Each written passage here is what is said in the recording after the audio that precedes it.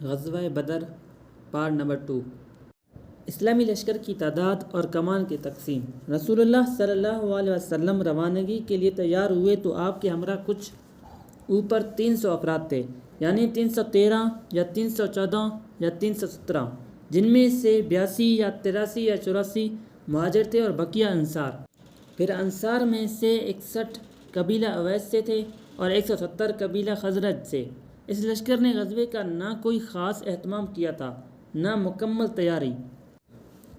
چنانچہ پورے لشکر میں صرف 2 گھوڑے تھے، ایک حضرت زبیر بن عوام رضی اللہ تعالیٰ عنہ کا اور دوسرا حضرت مقداد بن اسود کندی رضی اللہ تعالیٰ عنہ کا، اور 70 اونٹ، جن میں سے ہر اونٹ پر 2 یا 3 آدمی باری باری سوار ہوتے تھے۔ ایک اونٹ رسول اللہ صلی اللہ علیہ وسلم، حضرت علی رضی اللہ تعالیٰ عنہ اور حضرت مرثد بن ابی مرثد غنوی کے حصے میں آیا۔